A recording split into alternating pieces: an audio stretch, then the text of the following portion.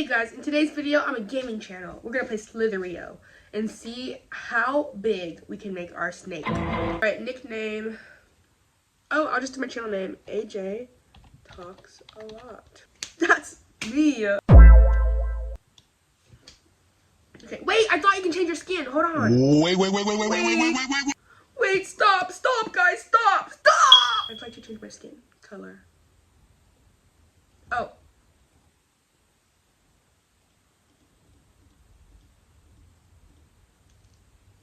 Is that the closest to pink they have? Because I want pink. I want bright pink. Actually, that purple's cute. Oh wait, it's Pride Month. Be who you are for your pride. Don't hide. Oh. Wait, okay. Right now we're at the edge of the map. Oh gosh. The thing about it is, so I'm not really good at playing video games or watching reality TV. All for the same reason. They stress me out beyond belief. I get so stressed out. Like, I'm already feeling my anxiety go higher. Like, my mouth is getting dry and stuff because of how anxious I am. And part of that is because I'm a very sore loser. It sucks for my girlfriend. It sucks for people in my life. But I am a sore loser. I do not like to lose. Losing to me feels the equivalent of 9/11.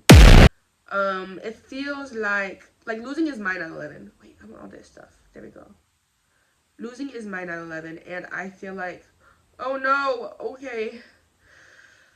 When I lose, I feel like a failure. I'm sure I could be diagnosed with something there. I'm sure I could.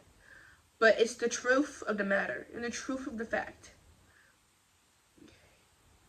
So, I guess the goal to get really big, the only way to achieve it is to whoa, you're trying to play with me. Oh my gosh.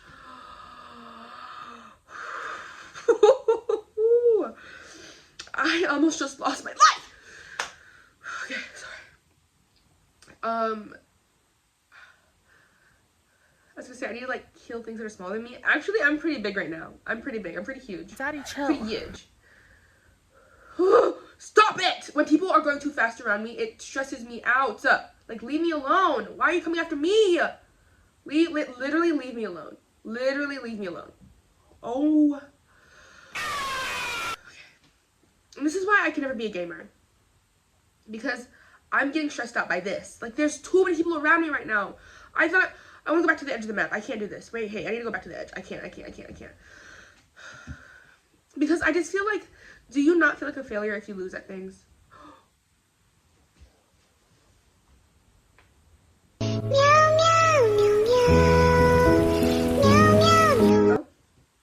I think we should try again. Okay, guys. I have lost my spunk. That's okay. It says I got to 1,000. My goal for this time is to get to 2,000. Is it meters? What is the thing? There's no there's no thing after it. My goal is to get to 2,000. And to stop stressing out, because I am still stressing out now. I think part of it also is that I'm currently on my menses, some might say. And that makes all emotions feel bigger. And right now my emotions feel really big because what do you mean I lost? What do you mean I didn't win? Can you even win in this game? Is there a way to win? Can you be a winner?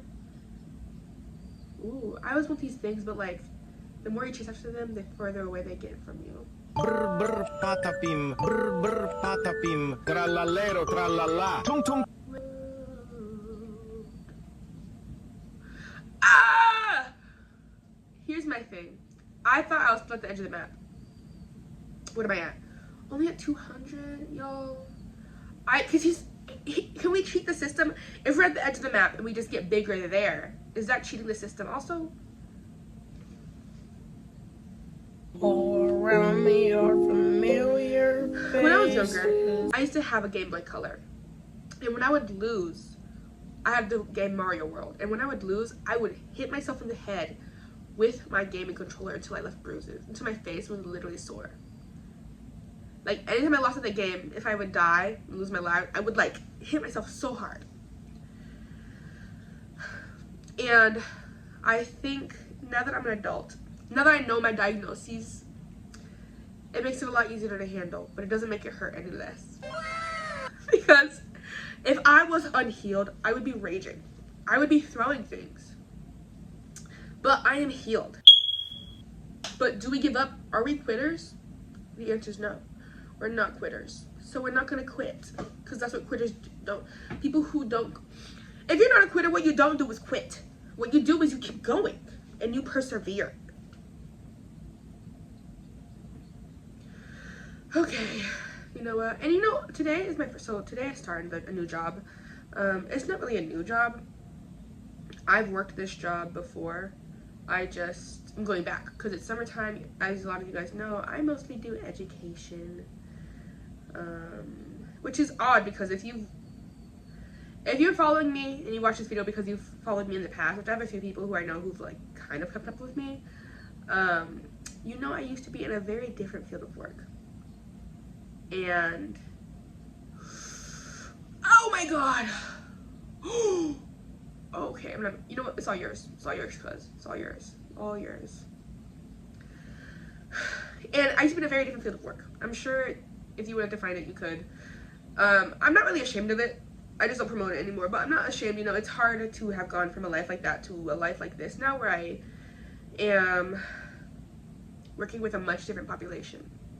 But during the summers, I work at a bar in my local town again, and today is my first day back there, you know, because the school year's ended. I'm just doing stuff now. Sorry, I got really distracted. Oh my gosh.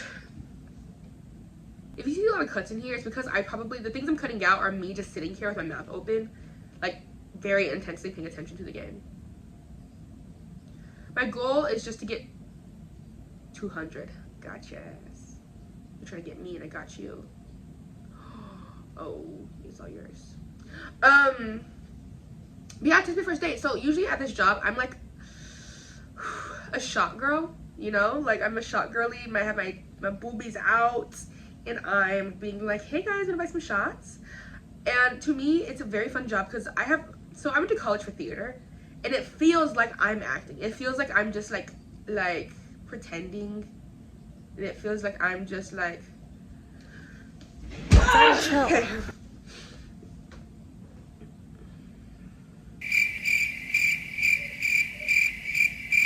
And it feels like I'm just pretending and I'm like a different person. I don't know. But I'm nervous only because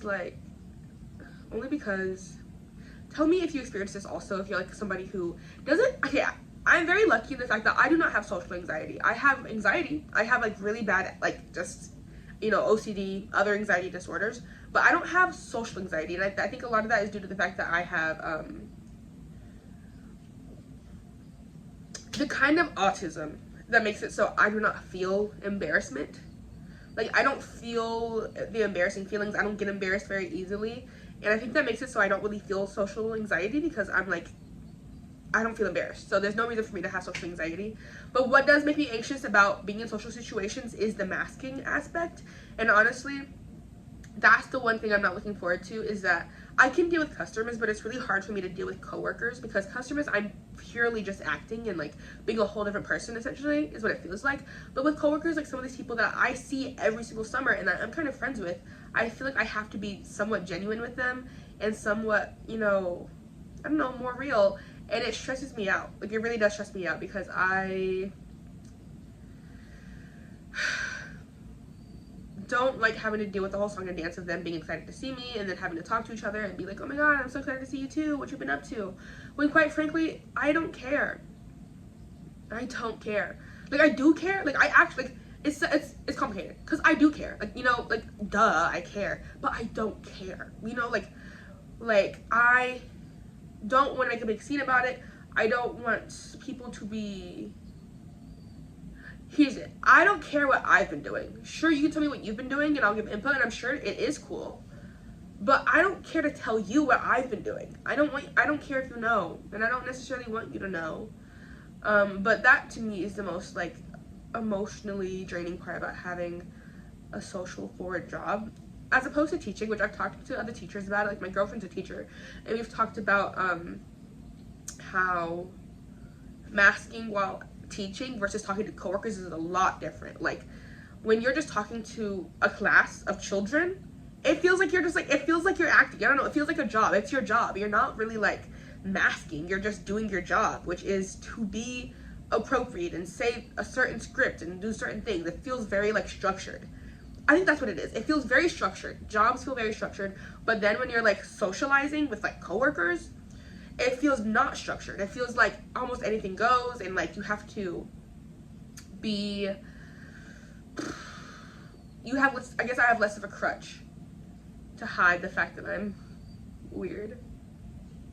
Speaking of being weird and like being autistic, I feel very lucky in the fact that I feel like my whole life I've been able to find people who really do understand me and like the fact that I am different and have autism. And when I say that, I'm not saying that everybody's completely understanding and completely patient, but I've been really lucky that I found people, like I'm consistently find people, other people who are neurodivergent. I think that's what it lies down to. What it boils down to is that when you're autistic, I think it's really important to surround yourself with other autistic people, even if, or just neurodivergent people in general, because in my life, the most difficulties I've had are being with people who were not as neurodivergent as me. Like, I have dated people before in the past who probably were neurodivergent of some kind, but not in the same ways I was. Not in the same, like, unfixable ways I am. Like, some people I've known who are neurodivergent or, like, have mental issues, it's, like, trauma-related. Like, I dated somebody who was very, very traumatized. Very. And for me, I thought it would be good for me to date somebody who's also mentally ill, because I was like, you know what, like, they'll understand me. The answer is no. Because I think unless the mental illness is a type of neurodiversity that, like, is similar to yours, it's, people are a lot less understanding than you think they will be. I've seen this couple on TikTok who they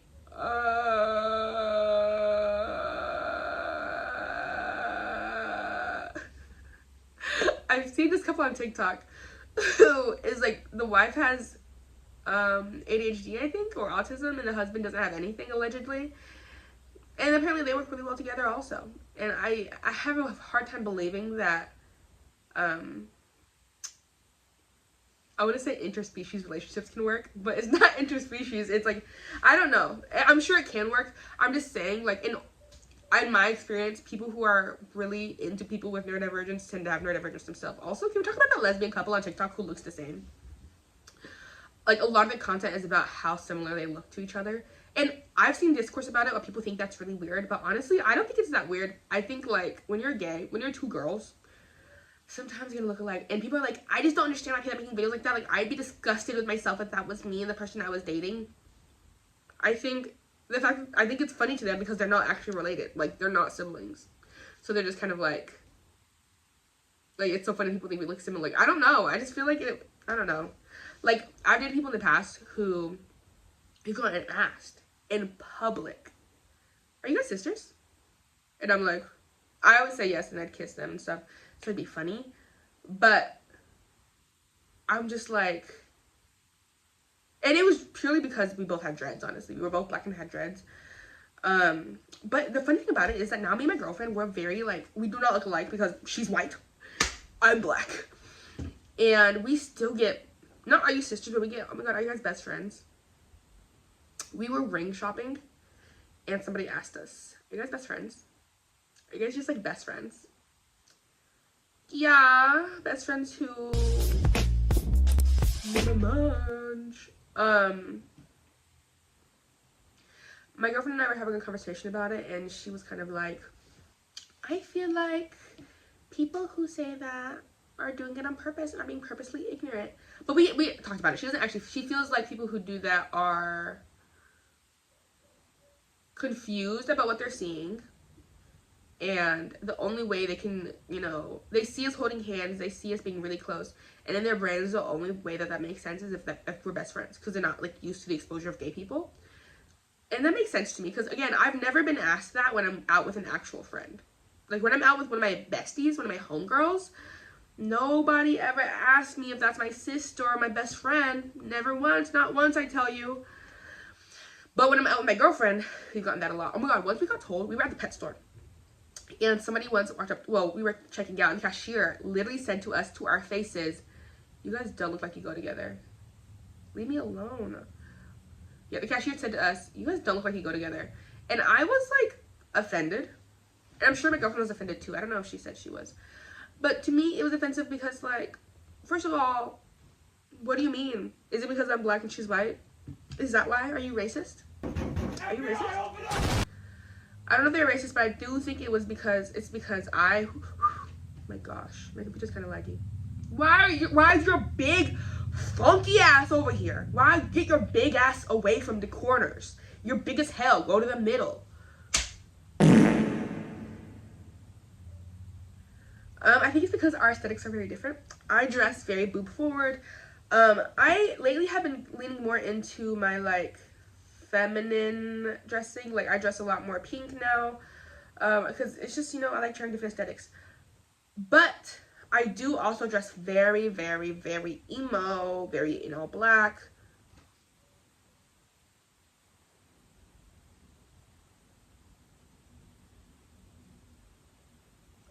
You die if you touch the wall?